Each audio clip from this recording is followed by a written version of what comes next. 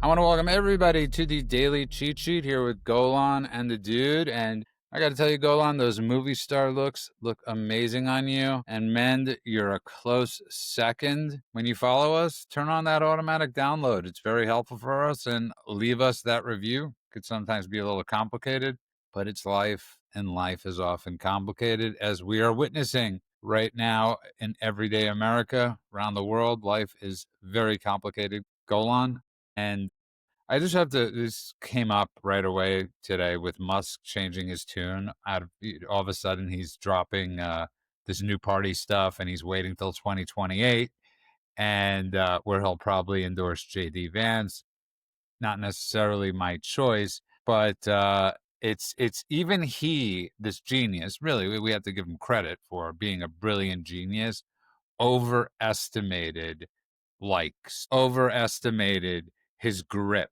I mean, it's remarkable how people overestimate the power of, hey, I have 50,000 followers. That means I have 50,000 people coming along with me. Not so true. Yeah, I think this is the epidemic of mistaking Twitter for real life, mistaking online for real life. In the end, most of the people who are ranting and raving online, despite the fact that it looks like everybody when you are sitting on the social media platform itself, it's really a very small percentage of people that feel that way. One of the things that we find, and this is not, I don't mean you and I mean sociologically, when they do studies, they find that a lot of stuff that sways the narrative, and I mean things like trans rights, like stuff that really has become major talking points worldwide, actually, first of all, happening to an minusculely small portion of the population, but are then also the activists are another minusculely small portion of the population,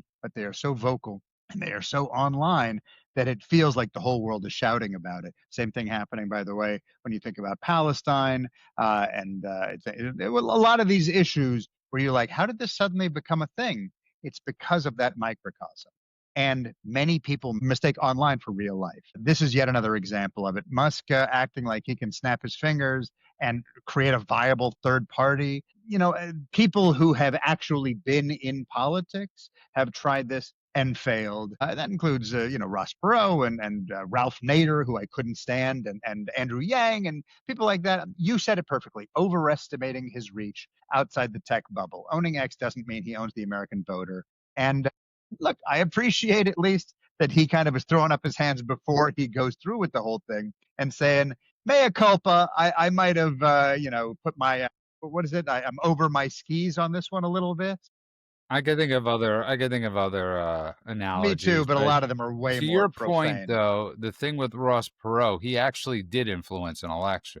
He He took that did. By election the away way, from one of my first, I think it may have been the first time I voted for Ross Perot. right. So you helped get Clinton elected.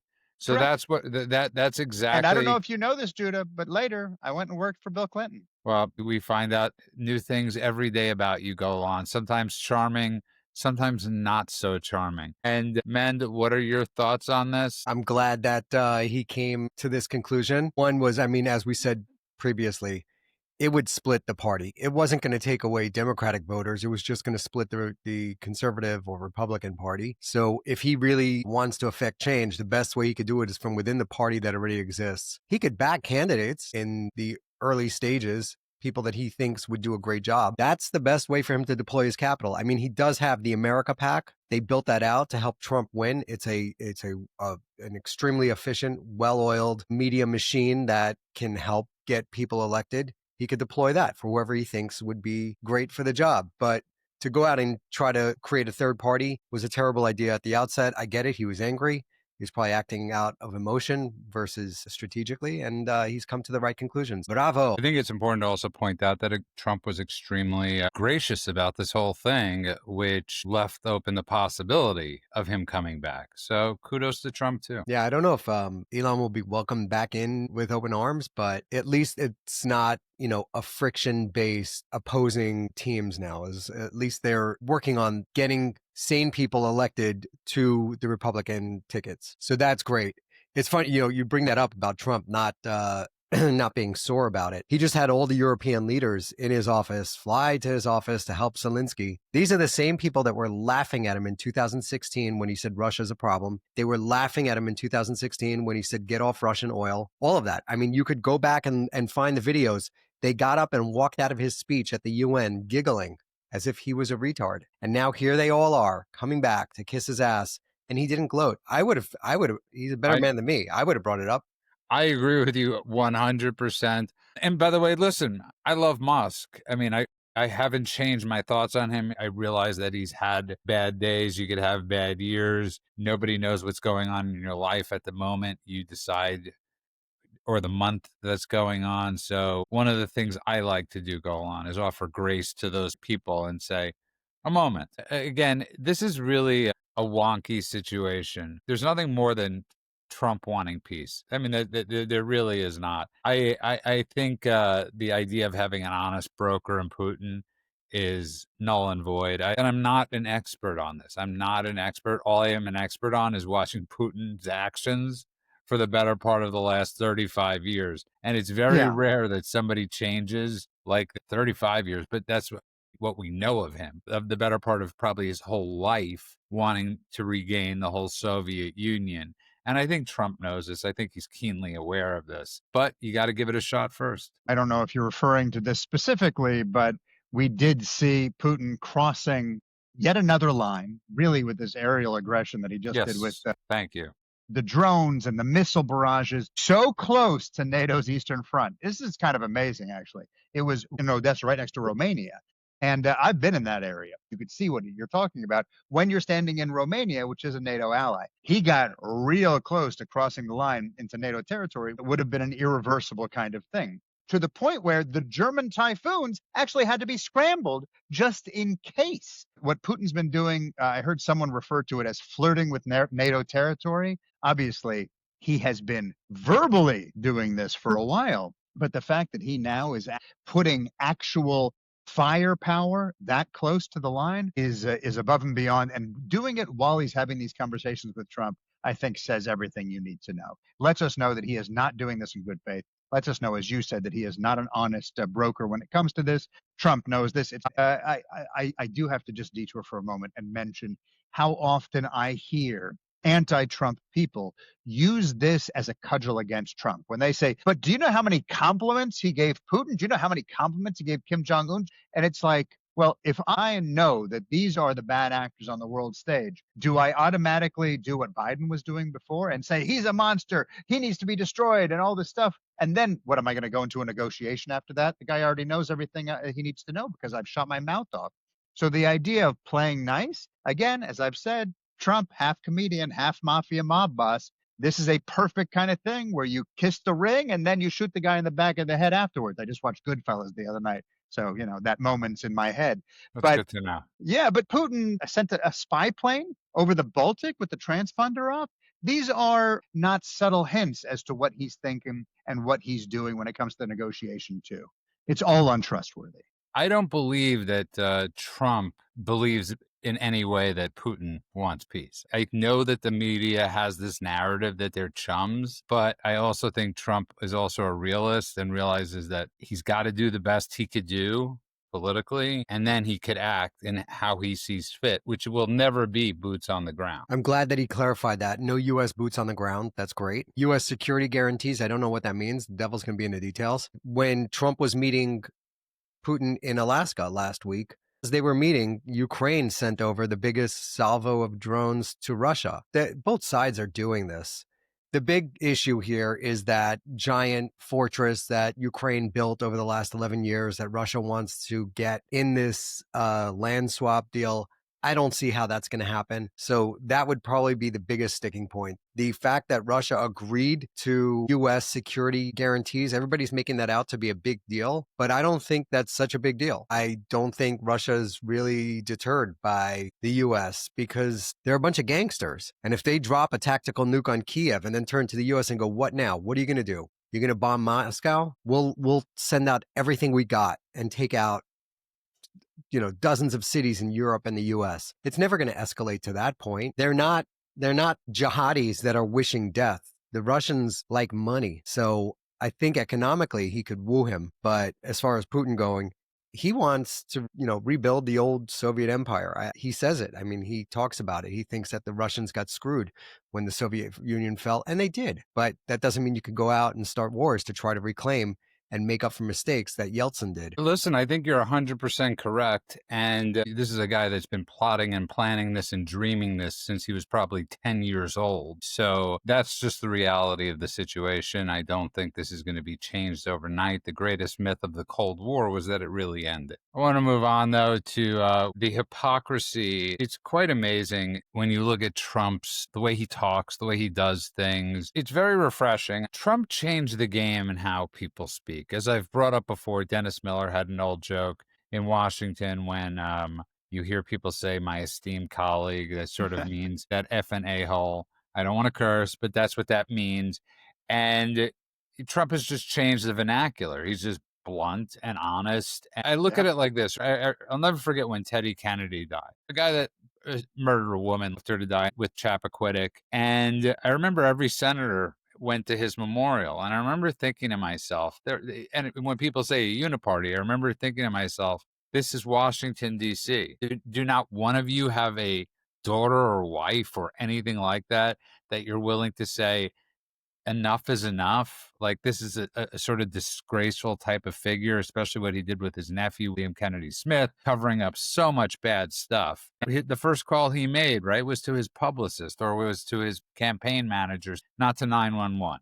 That Right. shows you who Teddy Kennedy was.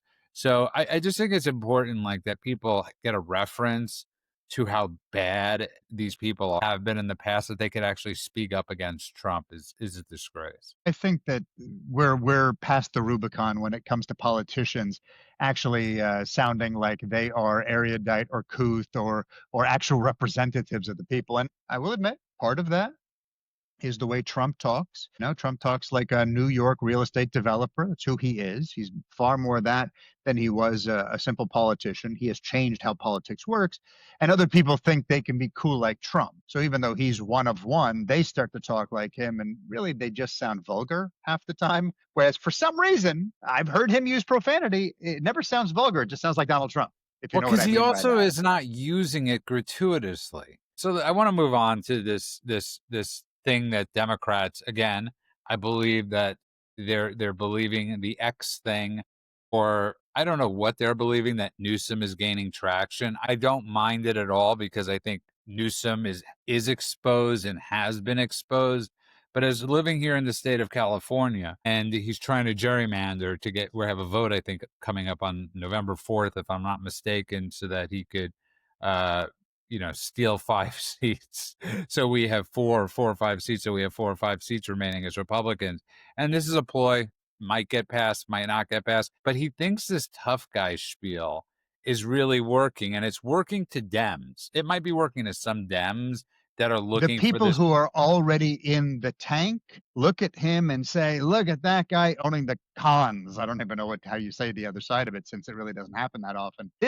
I sent you this article. We talked about it a little bit. CNN's headline of, and I'm paraphrasing, Gavin Newsom is owning MAGA. And how far is he going to go with it? And then I was like, wait a minute. Do people really believe that Gavin Newsom is owning MAGA? So I looked at other sites and I saw Politico, how Gavin Newsom trolled his way to the top of social media. I mean, one article after another that made it seem like this guy he's anonymous, coupled with Mr. Beast, and he's taken over the world.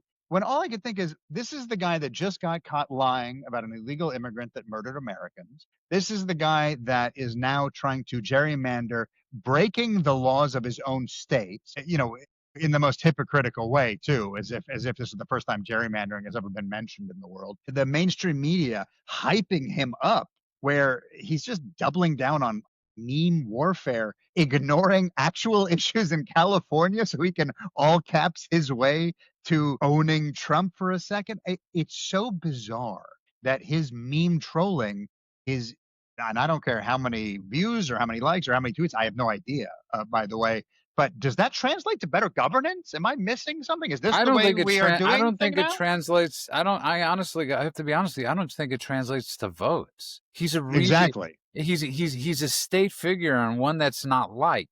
I get it. They're looking for something right now. That's how deep and desperate they are. And yeah, I mean, 3.5 years away, not even, is a long time. Sure. I don't see anybody in their base right now that could take that mantle. And I don't think he's one of the ones. And one of the things that I love what Trump has done is, whether it's Rubio or Vance, that'll be the next president, is knowing that they're brilliant debaters, absolutely brilliant debaters, and they'll know how to. Trump has shown that you could fight against the interviewer. So Newsom could get away with this because he's not being challenged. This was also my issue with conservative people going on his show, because unless you're going to go on his show, it should be a complete challenge. It shouldn't be club random with Bill Maher, where you could talk about a bunch of different things. There should be no humanization of somebody like Gavin Newsom, who has so much blood on his hands from the way he dealt with COVID to the fires, literal blood on his hand. He has death on his hands that we let the water supply not hit these areas. This is the thing I don't understand is do we really and I'm asking this as someone who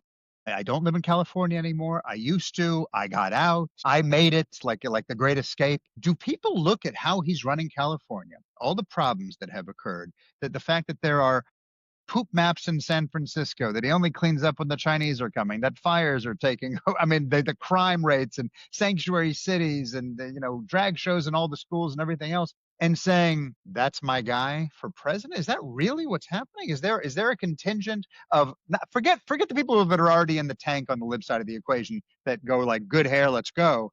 I'm talking about undecided voters. Do they really believe this is persuasive? First of all, we can't get a count on undecided voters because remember, as we've brought up so many times, it's against the law to show ID. So to get a gauge on that is really impossible. But we do know that there are 4 million Republican voters in the state of California. But there is a real stronghold with the social policies. There's no doubt about it. The social policies, I mean, listen, this is a safe haven for freaks. I mean, let's be real. Up and down, no matter what coast of California, except for a couple, this is a safe haven for the freaks. And so yeah, I think that this death wish that people have go on, and it is a death wish, especially if you're a female. Not just if you're a female.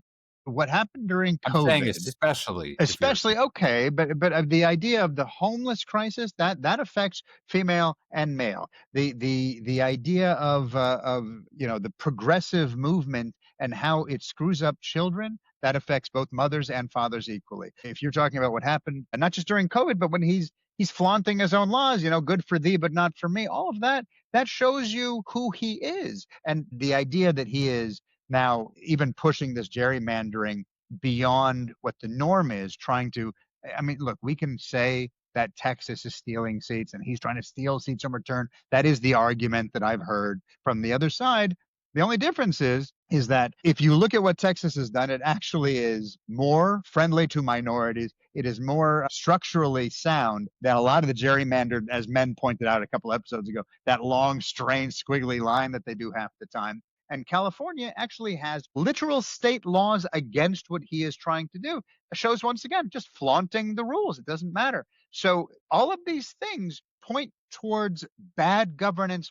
and dictate and let's be real, dictatorship. Yeah, And let's go to Men because Men does live in Hermosa Beach, which is sort of a cocoonish type neighborhood in the middle of this great state of California, close to Los Angeles. So there are places on the outskirts, as you well know, Golan, but I really want Men's point of view on this. I was a little afraid of Gavin Newsom because if they could prop up a guy who is mentally not there, couldn't walk, and he was pooping his pants on stage in his diapers. And Gavin Newsom is a much better candidate compared to Biden. Is he a flawed candidate? Absolutely. I mean, he's run this state into the ground. He's been claiming that he's going to fix homelessness for the last 30 years, and all he needs is another 10 years and another $100 billion to do it. I put something up on Instagram today on social media, which was, I'm going to read it to you, but it was talking about Gavin Newsom's failures, and the things that they highlight is, just give me a little bit more time and I'll get it done. And that's basically his thing. It's always give me more time. And he speaks, he's not a moron. He speaks pretty well, but it's all BS. Everything he's saying is lies. So I'm going to look into the missing $100 million from the fire aid, because they raised $100 million or more for the Palisades fire, but then they gave that money to other organizations that had nothing to do with the fire. So he's going to look into that right after I find the $100 billion from the high-speed rail. So he tried to build a high-speed rail project, which I think they built a couple of miles of it for $100 billion. $7 billion from homelessness. There's $37 billion missing from homelessness. I think his wife has a nonprofit that gets a lot of that money. 40 billion from affordable housing, 5 billion from water storage, and the 500 million to stop the flow of raw sewage from Mexico. These are all things that Newsom's administration was running, and they cannot account for that money. So for that guy to run for president, that's what I'm saying. He's got so much baggage, but he's got his slick back hair, and the Democrats love him. And he said, and I've said this before, the Democrats always say the things that sound right. They say the things that sound nice, but the things they do is the exact opposite. He's like, oh, we want, an opportunity for everyone. Everyone should have a house. Everybody should have safety. But then they defund the police. They blow all that housing money on nonprofits that they control, and then they funnel the money back to themselves, all of it. So they say the things that everybody wants to hear, which is why Black communities have been voting Democrat forever, because when they come around and campaign in front of them, they say all the right things. But the communities haven't been able to connect the dots that after 40 years of leaders telling you things, and you're still living in a dump, in squalor, in crime-infested, drug-infested cities, maybe try the other side. Maybe what they're telling you is a lie. And you're seeing a lot of people wake up to this. So I live in a little red cherry in the middle of giant blue sea. And what's important is that what they did in this town is just fight for parental rights and freedom and smaller government, less intrusion, and none of these woke, crazy mandates. Let's teach our kids math and science. Let's not teach them about, gender diversity and basket weaving and all this other nonsense that the left has been pushing. So these guys have been pushing a lot of good policies, and the former mayor is now in state senate, and they're trying to, and Gracie's running for state assembly. They're going to try to save the state. It's amazing, because what most people do is they flee the state. They say, I've had enough with this, and they leave, which leaves the rest of us who don't want to, can't, with an even worse predicament. So you see all these corporations leaving the state. Great. Tax dollars flows out. That's lack of revenue that they can get. But the state really has a spending problem. But I'm really glad.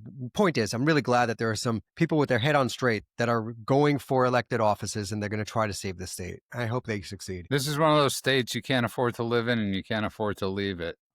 Okay, moving on. I think it's really important. I was on the phone with men the other night, and we've spoken about the PR of Israel, that they failed. And I don't necessarily know if they failed. I just think it's impossible to get your message out. I think we witnessed that in America. As Trump is oftentimes brought up, he could cure cancer. He could get Leningrad back. He could do all these things, and it would never get the coverage that he needs. That he deserves. And I want to ask Americans one question. What would you have done after October 7th? What would you have done, and how would you have acted? We know what we did with the Iraq War when we went after the wrong people. Israel's actually going after the right people. So I'm curious to Americans, go on. What would you have done if the hostages especially were still being kept in captivity? How would you act? How would you act this morning if out of a tunnel in Gaza, 20 Hamas guys came out shooting at the Israeli military? Gratefully, the Israeli military was ready or prepared, or they're a great unit, and they killed most of them. Some Right. escaped. But what would you do? And nobody really asked that question enough. And it should be one of Well, the there is an leading questions. amazing clip, by the way, where Trigonometry, the guys from Trigonometry, Why don't you asked that. say who that is? Because we bring it up a lot, and that guy is really brilliant. I want to say wasn't always pro-Israel. Well, There's two hosts Yes. on the show, and one of them is a guy named Konstantin Kisin. Konstantin is, and the other guy, Francis Foster. They're both stand-up comedians. They had been stand-up comedians, and satirists and authors and all of that. Konstantin comes from a Russian background, Russian-British background, and really, really brilliant guy. Francis comes from, I believe it's Venezuelan. Don't quote me on that. It might be Argentinian, but I believe it's Venezuelan background. 6-1. Yeah. Well, they both bring something very interesting to the table. They're not just kind of standard guys. These guys host the show, and they try to ask questions that are even-handed.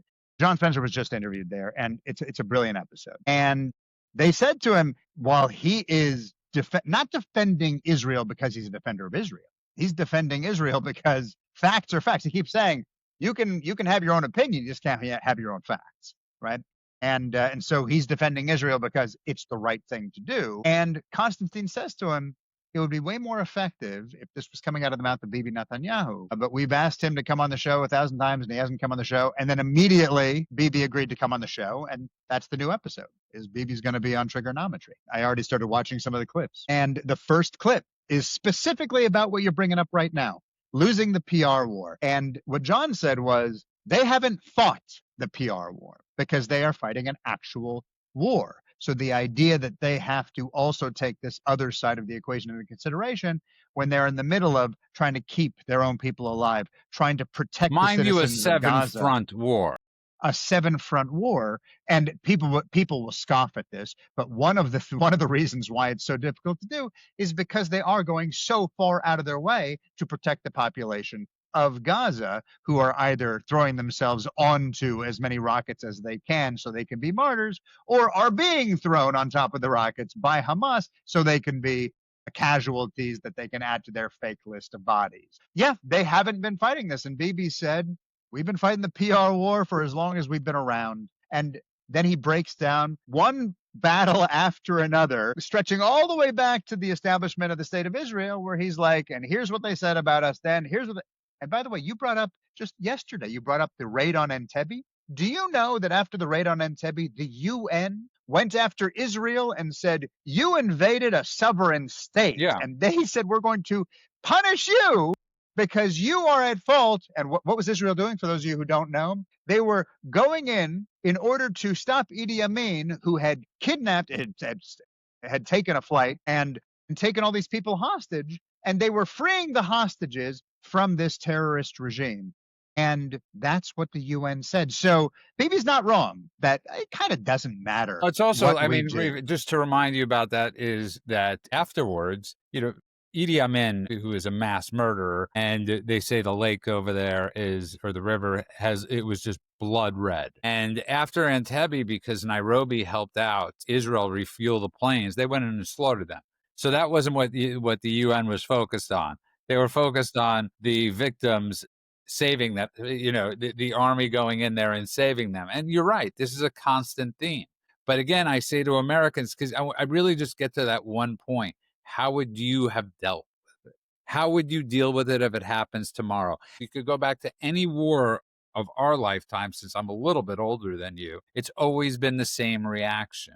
It's like they get 5 days, 6 days, and then stop being the bully. Absolutely. And the Norm Finkelstein, the massive piece of excrement, as Michael Rappaport calls him, Stinkelstein. Yeah, perfect. That's because we're not using profanity. He's Tucker's bro. He's Tucker's bro. He's Tucker's bro. He's Piers Morgan's bro. Anyway, the point is that he was on trigonometry, and as they always do, they try to say, okay, we're going to give you an opportunity to answer questions. We're not doing gotchas. We're going to ask you questions, and how you answer them is going to determine how we feel about you. They just had Tommy Robinson on, for instance, and they both went in thinking, all right, here's a football hooligan that's going to be racist. And they both finished the thing and said, well, we both changed our mind about him as a result of what he had to say. Very good interview, by the way, also. And so they had Norm on, and the question they kept asking, okay, so Norm, what would you have done after October 7th? And then Norm just talks in circles for 10 minutes. And they go, there's no answer. And they said, no, you know what? We are accepting everything you have to say about the history of Palestine. Let's just assume, for the sake of this conversation, we assume everything is correct. Okay, forget whether that's true or not. For the sake of this conversation, every single thing, it was a concentration camp and it's apartheid, everything you could possibly say. What would you have done after October 7th? And then he got 10 minutes of just talking. And so it's you can go on YouTube right now and watch. It's an unbelievable clip. And you're just watching Constantine going, Norm, I'm sorry to interrupt you, but we've already accepted the premise. What would you do? And he asks over and over and never gets an answer, because there is no way to answer that question. Forget Israel. My mother's a psychotherapist. Okay. And one of the techniques she taught me on how to handle anger was take the names out of the equation when you're dealing with something that is emotional to you. So instead of saying, well, my friend Rob, who I'm mad at, did a thing to Emily. No, it's person A and person B. You make it dispassionate. So if you just said there was a sovereign country, country A, and people B bursts through the border wall and starts raping and beheading and chopping the arms off little girls and driving nails into the pelvises of teenagers and kidnapping Holocaust survivors and go on and on and on and on, what should country A do? And if you still have the same answer as you do when the word Israel happens to be present, then maybe you're not an anti-Semite. But if you don't, you might want to look in the mirror. You know, my therapist years ago said to me, or former therapist, I guess he still is my therapist at heart. He said to me, you know, if people make an accusation at you or anything, simply say to them, "You're right. What's your point?" And it was just it was just one of the most brilliant things that I've ever heard, because there's no follow up to that.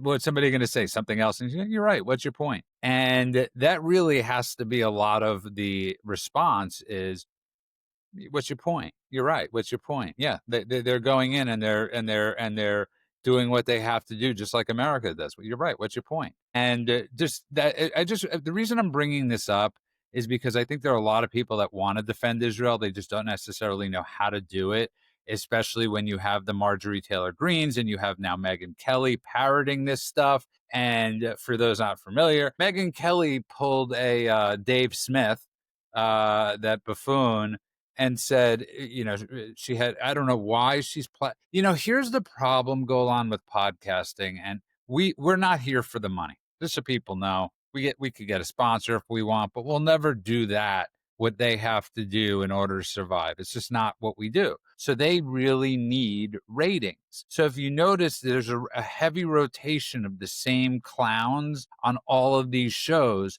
which tells you that the same people are watching all of these shows to reaffirm their idiotic beliefs. So Megyn Kelly, who I wrote a really negative story years ago where I said you could put a nutless monkey in between Hannity and O'Reilly and anybody would watch. I literally had written that. I mean, like, you could have put the two of us and 2 million people would still watch. And let's be honest, I mean, we're sort of handsome, but come on, pretty cute at least. Yeah, but you could have put anybody in that time slot. And so to stay relevant, these people need to have these same people on. So for her to legitimize Marjorie Taylor Greene, who every day you could do a count of every ex of hers, it's the same thing with Tucker, always Israel on their mind. America first, but Israel on my mind. And it's like a song, right? Yeah. You were always on my mind, but she always has Israel on her mind. And Megyn Kelly said, well, I've been invited over there and I don't need to go. I don't want to go because I want to stay partial. She didn't say she got invited over there. She decided to use hyperbolic language. She decided to use incendiary language because she's not trying to inform. When she says something like this, it's not about letting the viewers or the listeners know something. It's about trying to elicit a response. And the response that she wants is clicks and likes and money, right? So when Megyn Kelly said that, she didn't say I got invited to Israel. She said, they've begged me to go to Israel. And her big BS heroic stand is, I'm not going. So first of all, wow, journalistic integrity. But because I want to stay partial. That's her idiotic response. She didn't say I want to stay partial. She said, I don't want to be convinced. Holy effing S, okay? Because if this is your level of journalistic integrity, that you are going to comment on it, but also proudly tout your ignorance about a topic, just excitedly talk about how cowardly you are, It's not journalism. It's laziness dressed up as independence, right? Imagine, I'm just, Walter Cronkite, whether you liked him or not, saying, I'm not going to go Vietnam. I'll listen to whatever the echo chamber I've got over here tells me, and then I'll just report on that. It's like, this is not journalism. And by the way, it wasn't even journalism then, but this makes that look like the most journalistic integrity anyone's ever had. So here's the sleight of hand, right? She wraps her refusal in this pseudo principled line about not being a shill for lobbyists, right? Please. Nobody asked you to carry water for the IDF. Nobody said, come over because we're going to make you repeat a nostrum or something like that. They asked you to do a journalism, you hag. Firsthand reporting means something. Actual evidence, being able to see things with your own eyes. These clever monologues you record in Manhattan with your anti-Semite guest aren't journalism, and nobody should mistake it as such. Well said, brilliantly said. And this goes to the whole lot of them. And I really want people to look at this. Just look at what is actually going on. Look at all the shows we're referring to. They cycle through the same guests. They cycle through the same talking points. They cycle through everything for clicks. And by the way, I will repeat, there's another thing she said. I don't think she said this on the podcast, but she said it when she was being interviewed. I think it was by Charlie Kirk or maybe somewhere else. She said Israel is making itself the villain of the world. Yes. Okay. I don't remember where she said it, but she certainly said it because Yes. I have not been able to shake the sound of her voice. It was during that. Yes. Okay. You're 100% correct. And so that's her takeaway journalistically. Again, I'm trying to give her the benefit of the doubt that she's actually a journalist. So journalistically, her takeaway wasn't that Hamas was burning women alive. It wasn't that Iran was bankrolling terrorism. It wasn't anything that Qatar is paying for all of it and shielding terrorists. No, the villain that she wants to make sure the world hears her repeat this phrase, is the one democracy in the region trying to keep its kids from being blown up on school buses. That is lazy. It's disgraceful, and frankly, it's dangerous. And what it also means is that she, as a quote unquote truth teller, is just sharing an anti-Semitic trope, letting it get mainstreamed. And a serious journalist would add context. Let's say you do want to say, I can't go because of my family, whatever, but we do know that there's 75 years of facts that don't back up what you're saying. Instead, she just says the soundbite, gives TikTok radicals whatever they need. That's not reporting, that's malpractice. And she's a lawyer, so that's a great word for it. And it's also insulting to people like Benjamin Hall, who is obviously the Fox News reporter who lost a leg, who lost a foot, who lost an eye, who lost a lot, and thank God he's alive. When a missile, when he was reporting from Ukraine, or he takes away from people like Trey Yingst, all these people that are on the ground reporting. Douglas Murray, that has gone countless times on the ground and done actual reporting. So just admit you're not anywhere near a journalist. You're a shill right now to the money. I mean, you know what it reminds me of? The movie Anchorman. That movie shows you what most journalists, quote unquote journalists, are. They read off the teleprompter. They can read it in a way that sounds good on TV, and they don't know what the hell's going on. You ever watch the movie Broadcast News? Watching William Hurt fake his way through an interview. Brilliant movie. I mean, brilliant movie. And these movies, though, show you the truth of it. There are very few people like Douglas Murray, like the people that you're talking about, who are going over there, seeing it firsthand and reporting because they are on the ground. They are embedded within it. John Spencer, to his credit, embeds himself, goes into these war zones, and not just Israel and Gaza. He kept repeating, if your idea of war started on October 7th, then yeah, you might think that. Mine doesn't, which is why I can speak to reality. Yes, that's journalism. And he's not even a journalist, but he already has more journalistic integrity than Megyn Kelly. And Mend, what are your thoughts on this? I like to go back even further. I go, hey, have you ever heard of Moses? Yeah, you have? Okay. Do you believe that he was a guy who existed? Yep. Okay, great. How about King David and King Solomon? Have you heard of those two? Yeah. Okay. Jesus too? Yeah. Where'd they all live? In Israel? Okay. What was it at the time? It was a Jewish nation? All right. Now that we have the ground rules done, what would you do? Then you come into that. Because what they need to do, because Palestinianism is a made up thing, a bunch of pan-Arabs helped by Russia invented a people. Not that they weren't human beings, but they were Jordanians and Syrians and Egyptians. So to create this new national identity, They had to erase the Jewish one. They had to steal the Jewish one. There's no ancient artifacts under there, so now they're claiming that the Dead Sea Scrolls are theirs when it's literal Torah. It's the Old Testament that's in the Dead Sea Scrolls. This is before Islam was invented. So if you establish those facts, that there was a land of Israel, it was the home to the Jewish people for thousands of years, and all of that, and then you come to modern day. All right, now what would you do when there's a bunch of people that are being taught from the time they're 2 that they need to kill Jews, and whenever they get the chance, they do it, and they did it on October 7th, and they clearly state that they want to do it again and again and again. What do you do? What would you do? You know, Joe Rogan talked about the decimation to Gaza, that all the buildings smashed. Oh, it's just so terrible. What would you do? What would you do? They lost 1,200 plus citizens on October 7th, and they lost almost another 1,000 soldiers in this war. How many soldiers do you think that they should sacrifice to save these buildings by sending them into booby trap buildings? So what they do is they send in a drone, and if there's a IED in there, they blow up the building, they level it. And then these guys, what they're seeing is that the Hamas guys, you know, the civilian population flees. They get out of Dodge whenever Israel drops the pamphlets and says, "Hey, we're coming in." But the Hamas guys stick around and they use all those buildings as cover. They build tunnels from building to building to building. So they got to flatten it all. I say flatten it all and don't even send the troops in. You drop the leaflets, you let the citizens leave, you check to make sure there are no combatants among them, and then everything that's left gets flattened. Brilliantly said, except I do think the starting point does have to be October 7th, because we're not talking about the sharpest tools in the shed. So I think if you go back, you're right. You could have that constructive conversation with somebody that you could have a constructive conversation with. But when you're talking about people that don't know history, probably prior to 2000, Nothing. whatever, Yesterday. They don't know history prior to right? yesterday. You have to keep the simplest thing you said was brilliant. So I think that's the starting point. That's just my humble opinion. Moving on, Kash Patel just released more DOJ files about Adam Schiff with a whistleblower, a Democrat whistleblower, and where he leaked classified information.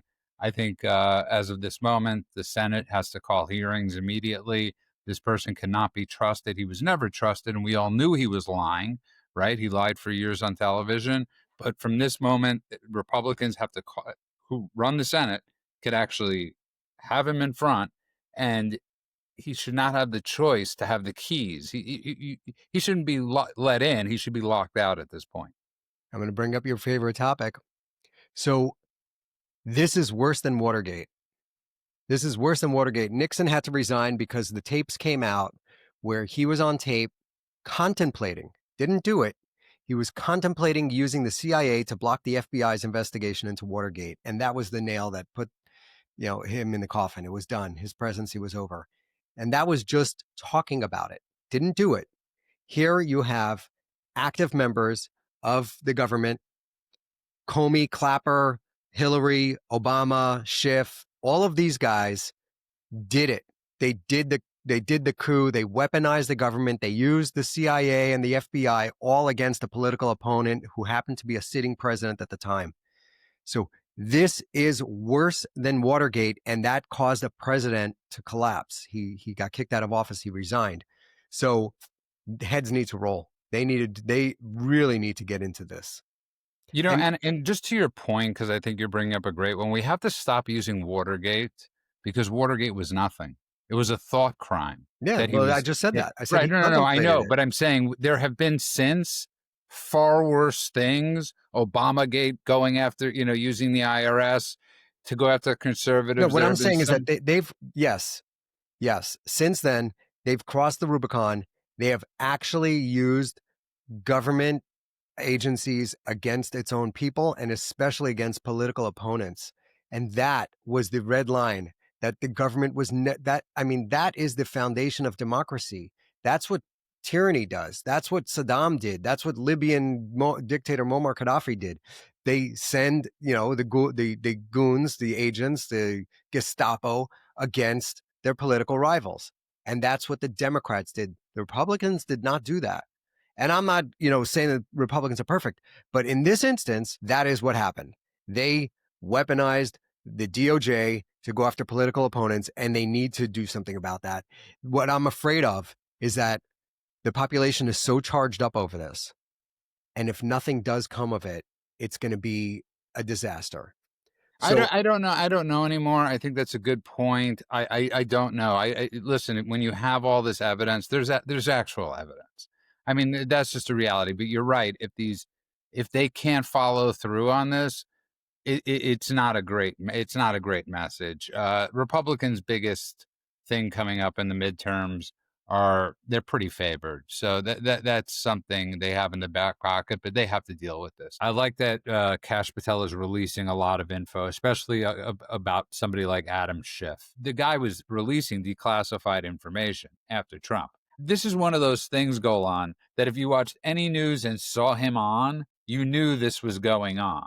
I think the phrase you're looking for is "Schiff happens." Shift happens. Yeah. Yeah, and I think this whistleblower is a major story.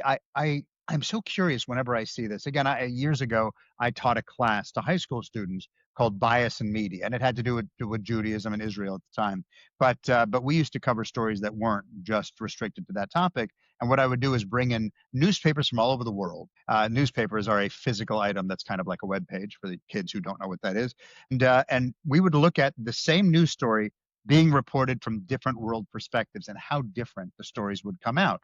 Which pieces of information weren't in the story at all, which ones were buried lower, which ones were up front, etc.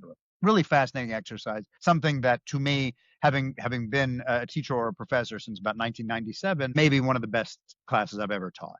I think we're seeing this now. The whistleblower, the story, the Schiff's own Democratic staffer saying that what Schiff did was treasonous, right? Greenlighting classified intel to sabotage Trump is not oversight. So I think the word is not out of bounds here. And I'm not seeing the story reported in a lot of the mainstream media. It's something that is simply being brushed under the rug. And I find that to be fascinating. This is not a small story. Schiff is just calling it a smear campaign. It's the same tired excuse he's used for years. And I think if there was no evidence, if there wasn't someone who was close to him, who had been close to him for a very long time, saying these things, then maybe he would even have a leg to stand on. If it was just some, as they do on the other side, unnamed sources say a bunch of random garbage. In this case, it's not that. Schiff made his career off of the Russia hoax. I don't know if people realize that. It really was what solidified him on the world stage. He went on TV, he claimed he had evidence, and that evidence never existed. I don't know any other word for that but lying, fraud. And the guy built a brand on that.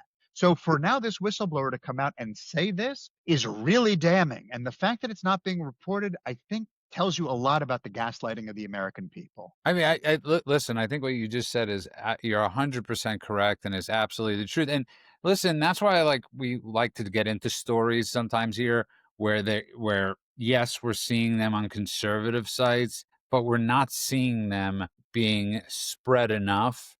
And it's a very frightening thing. Listen, the reality is we still don't own the media. We thank God we got through X, but there's obviously a lot of pitfalls with all the free speech going on X. It's quite the frightening experience sometimes to look at it. But Certainly this is. shift story should be huge. So yesterday, Netanyahu wrote letters to Macron and he wrote letters to Albanese from Australia, accusing them of anti-Semitism, and not just accusing them of anti-Semitism with their rhetoric towards a Palestinian state and what that has caused. He said, you're emboldening Right. Hamas and you're emboldening all these places to commit to do this by granting them a state.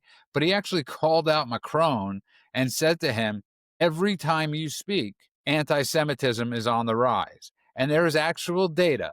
This isn't like a hypothetical that every time we know that in France since pre-October 7th, it was on the rise in France. It was majorly on the rise in France. But since October 7th, it's gone up leaps and bounds. But every time Macron opens up his mouth about Israel, anti-Semitic attacks happen. Now, the reason why this is so important, again, Americans, you love you. I'm an American. I love this country and I love everything that it's afforded me.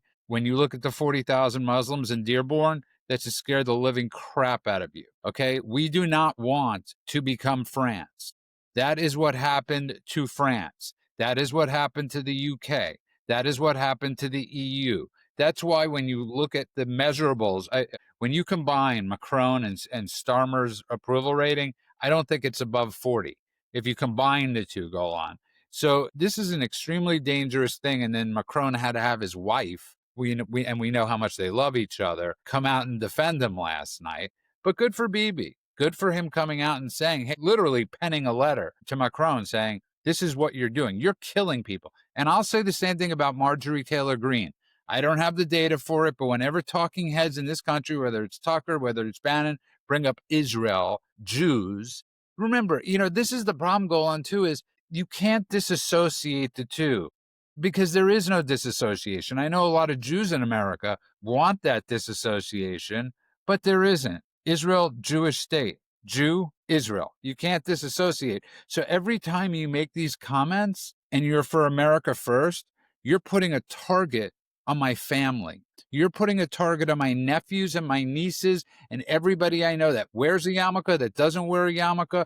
We're seeing brutal beatdowns of Jews, and more often, way too many times than should be going on. Absolutely. Look, the interesting thing about it, of course, is that all of those people that are saying anti-Israel or anti-Zionistic things, they know that, Judah. None of them truly believe. I don't believe for a moment that any of them truly believe they are saying things solely against Netanyahu or the government or the war cabinet. I don't believe for a second that that is the case. They all know that these are just dog whistles saying negative things about Jews. And these are the cudgels with which they choose to hit that particular topic. And when someone comes to any other group, and I mean, let's put Jews aside for a moment.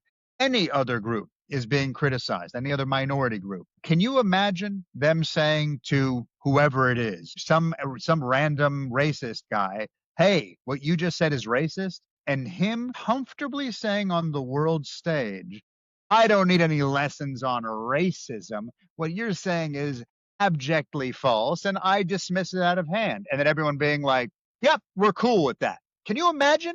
No, you can't, because it would never happen. There was a moment, I remember this. I was shooting a movie in New York, and there was a news story that wouldn't go away. And it was that a bunch of supposed racists were saying things about thugs in the United States. And the talking heads lost their freaking minds because they said, we know you don't mean thug. We know that's just a dog whistle for you not being able to say the N word. So because we know that that's what you mean, if you say thug again, we're going to punish you as if you said the N word. And all the talking heads were, this guy said thug, this guy said thug. And it was a huge thing. No questions asked, right? Here we say, hey, that's anti-Semitic. And then people are like, actually, what definition of anti-Semitic are we going to adopt? When you say anti-Zionistic things, it's actually anti-Semitic because you can't separate, like you just said, you can't separate Jew from Israel. I disagree, and Jews should know better. Macron literally said, I need no lessons on anti-Semitism. The country of the Dreyfus affair, of Vichy, of Charlie Hebdo, of right now, people marching in the streets, radical Islamists in the suburbs shouting death to the Jews on a daily basis. And the guy who says, I'm going to recognize Palestine if a ceasefire deal doesn't happen while Hamas is the one stopping the ceasefire deal from happening. You don't need lessons in anti-Semitism? That is obviously false. And the same thing goes for Australia. But Macron, of all people, really needs to sit down and shut up when it comes to this. He needs to just sit down and shut up. And there's nobody better for him. And let me just correct myself a little bit. The ambassador, Yechiel Leiter, to America was saying is that every time they come out with this, Hamas hardens their stance. And which we know is true. Which we know is 100% true. So this is extremely dangerous. Be careful. By the way, you weren't wrong before. I want to make sure this is clear. You weren't wrong before. Because not only that, there may not be data on this, but I can speak anecdotally to people who then come to me and say anti-Semitic things, and I go, whoa, whoa, what do you got? And they say, well, even the president of France says it, even the president of this and that say it. They're gonna recognize. So it is something that is affecting everybody, and every time they open their mouths, it gets worse for the Jews. I don't understand why the Americans are not behind the scenes talking sense to these countries, but also forcing them to do the right thing. They're capitulating to jihadis. Let's be clear. The reason that Macron and Albanese and all these other woke leaders are doing it is because they are trying to appease the extreme Muslim Brotherhood type people in their countries. These are jihadis. These are people that, sure, they want to kill the Jews, but they kill the Christians even more. There are more Christians killed by jihadis on a daily basis than Jews. This is not a Jew thing. This is a West versus Islam. This is a West being conquered by Islam. And the Americans would love to see that war come to an end. Trump came out and he said, crush Hamas and get it over with, finish it. So I don't understand why they can't exert more pressure on these idiotic countries. Stop doing what you're doing because you're ruining the chance of us ending this thing. Every time you make a retarded statement like we're going to recognize Palestine, Hamas gets more emboldened and they don't want to give up the hostages. You should be coming out and saying, give up the hostages and this war. There's a logical way for this to happen. And you seeing, between the libel of starvation, which was not true. Every single image of a starving baby turned out to be fake. And by fake, I mean they had cystic fibrosis or something else or leukemia. There was all this other stuff. So even that woman, the Gazan woman who died in Italy, she had leukemia. She was dying. She died of leukemia. So all these places are just, what they're doing is it's not in America's best interest. Our best interest is to get that war over with. The way you get that war over with is by getting the hostages out and making Hamas surrender. Anything aside for that is hindering that effort. And that goes against U.S. policy. So step up. Well said. And we'll just end on this. I think, President Trump was on Mark Levin's show, and he said, hey, Bibi's a war hero. And this is something I constantly say, and I want people to actually do a Google search on Bibi Netanyahu and look at his past. Because as we've brought up Entebbe, his brother was one of the people in charge of the mission. He was actually the field commander on the mission, and he was the only soldier that got killed on the mission. There were some hostages that were lost. There were 3 hostages. Out of 103, I believe, or 104, 3 were lost. It's also extremely, when you think about this is amazing. Just so people understand this, it was an Air France plane that was hijacked. And the French crew stayed. Shows how much has changed. The French crew stayed in Uganda with the Israelis, and God bless that captain and God bless that crew, because his mission was to protect his passengers, and he would not leave. And you have to give major props to people like that. Go on. Yeah, that's true. And by the way, I named my brother Yoni after Yoni Netanyahu.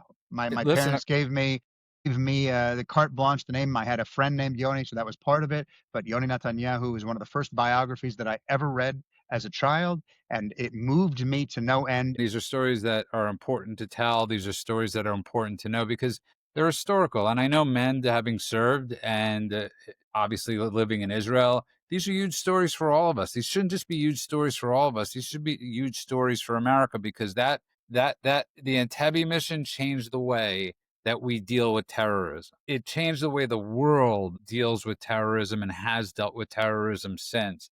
Trump was praising Netanyahu as a war hero, and he said, I'm somewhat of a war hero myself. And I think they're both on the opposite sides of that, 100%. They're both war heroes. One has fought in it, one tries to stop it, but also is on the side of just, and he's on the side of Israel, and he's on the side of the heroics of Israel, because President Trump realizes this. You're seeing all of the lefty media outlets try to pick apart the 6 wars that Trump ended thus far. And, they'll take issue and they'll say, well, that wasn't a peace deal. It was just a ceasefire. Like, they are literally splitting hairs. The guy stopped 6 conflicts and counting. Hopefully it'll be 8. I'll get Israel and Gaza done, wrapped up, and Ukraine and Russia, which is going to be a bit harder, but let's see. Give the guy credit. And that's what Chris Pratt was saying the other day. If you can't give the administration credit on good things like taking poison out of our cereals and all that other stuff, like, what is wrong with you? And you're referring to Chris Pratt being on Club Random with Bill Maher. And it was very interesting watching him try to thread the needle as much as human. I've never seen one person try to thread the needle as much as humanly possible because he has to. He has to. He's in a woke industry. So Yeah. he's a conservative living in a woke industry, and he doesn't want to blow up his career. Not that he needs the money anymore, but and the truth is that I didn't hear the whole interview, so I can't say, but my guess would be is that he was just coming off very, very sane. Now I heard the whole interview. He's an exceptional guy. He's an exceptional. Listen, I like the guy very much, but he had to give politically correct answers. I mean, especially considering that his cousin is Bobby Kennedy Jr. And on that note, I really hope a show like this could inform people, could make them learn, could make them think differently. And we're not just here to reaffirm your beliefs because we question our belief systems constantly. I find that there's nothing more than I do. And even the way you talk to people, have communications with people, it's extremely important. I want to thank everybody that's been downloading this show. I want to thank all our followers. I want to remind everybody you can find us on Apple at The Daily Cheat Sheet, Spotify at The Daily Cheat Sheet. Go to YouTube at The Daily Cheat Sheet, now on Rumble at The Daily Cheat Sheet.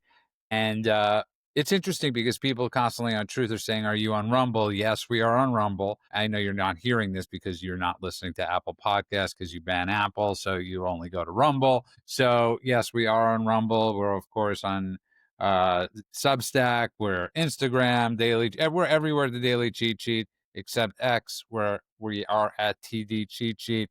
I want to thank the dude. I want to thank Golan. I want to wish everybody a good morning, afternoon, and night world wherever you are. God bless you all.